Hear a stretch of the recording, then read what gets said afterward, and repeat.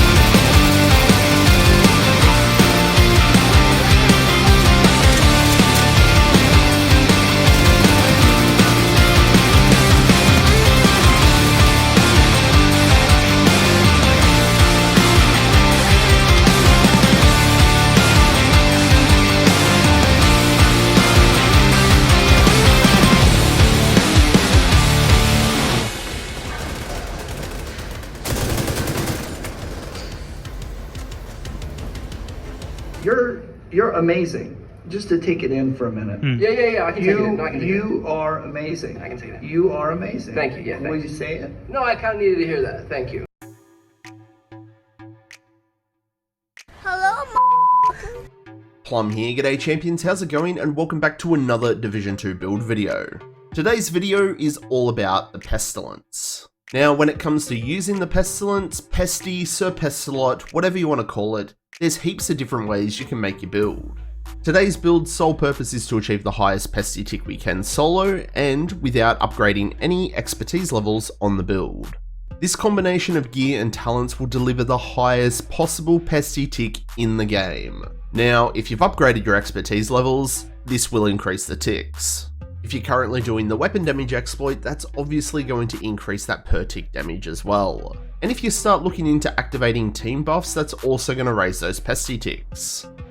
If I had exotic components to max out my pesty, I would, but this is what it's going to look like at level 10, over 1.5 mil per tick.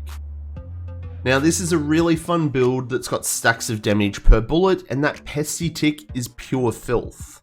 Righto, so welcome back to all you amazing subscribers, and if you're new to the channel and you're enjoying the content, you know what to do, pull your finger out and give that sub button a click.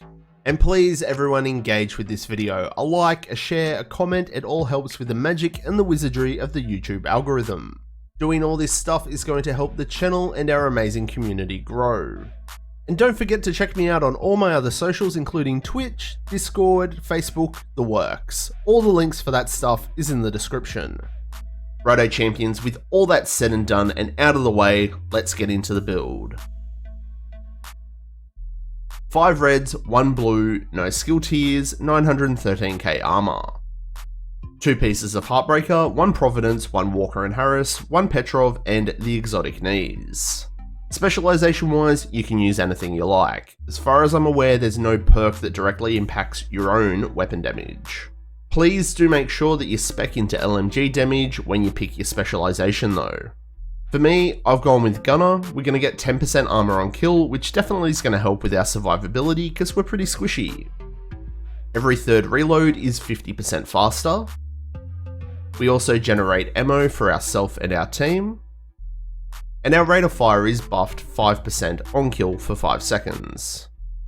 And for those players that find the Pesty a little bit tricky to handle, we're going to gain 10% weapon handling when we're not moving. So for the gun, it's the Pestilence. You will suffer as we suffered.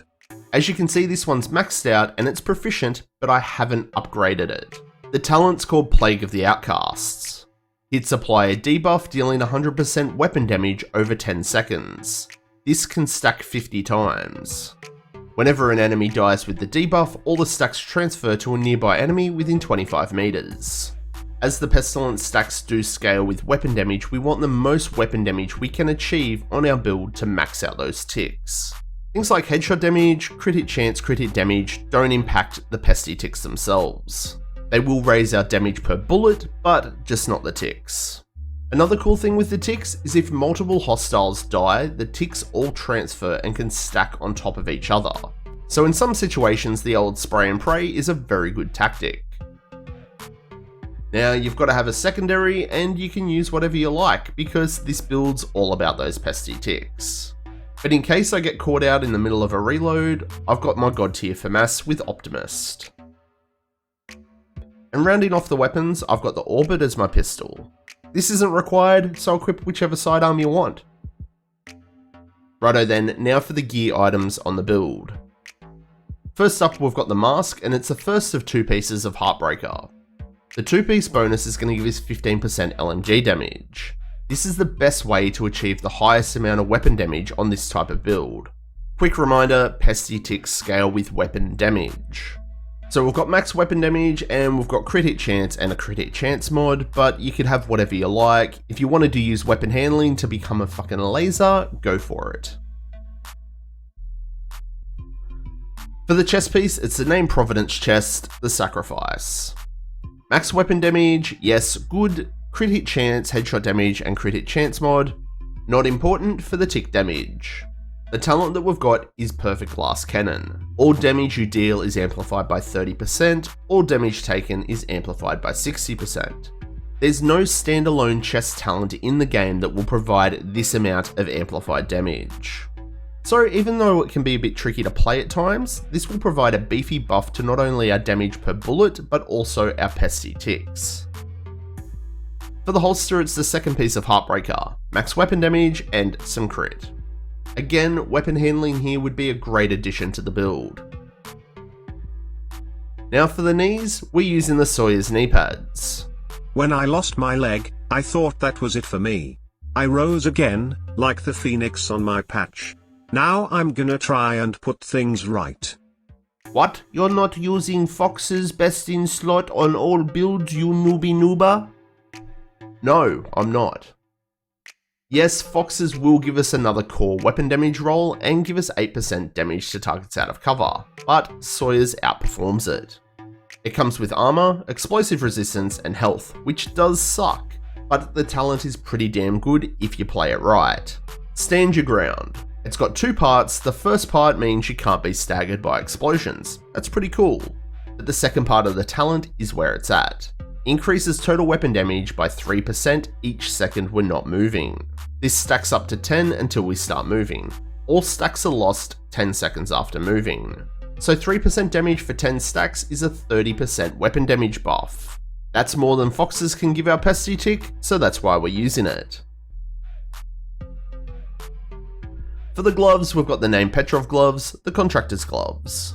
We gain another 10% LMG damage from the brand set, we've got max weapon damage, crit hit damage, and that 8% multiplicative damage to armor. And lastly for the backpack, I've gone with one piece of Walker and Harris for that 5% weapon damage. This one's got max weapon damage and the rest of the stuff's crit. Again, another reminder, crits will increase your per bullet damage, but not those pesty ticks. The talent that we've gone for here is Vigilance. Increases weapon damage by 25%, taking any damage disables the buff for 4 seconds. Vigilance by far is the best backpack talent to increase our weapon damage for those pesty ticks. Now for the skills, you can use anything. I've gone with a defender drone to help mitigate some of that incoming damage, and hate on it all you want, but I'm using shock traps. It's handy to have them already set up on spawn points to let you tag up all those spawning NPCs. But feel free to play around with the skills and use what you like. Righto, fine print time, the stats on the build. Crit hit chance and crit hit damage aren't anything special because it's not impacting our pesty ticks. However, that 14% damage to armor is. Now our offensive stats show that we do have 90% all weapon damage and 55% LMG damage. That's not going to be taking into consideration any of our talents. And we've got nothing upgraded on the build, so don't come crying saying that we're damage glitching. So let's pop on over and light up a target. We'll pop it on an invulnerable elite because they've got armor and the reds don't.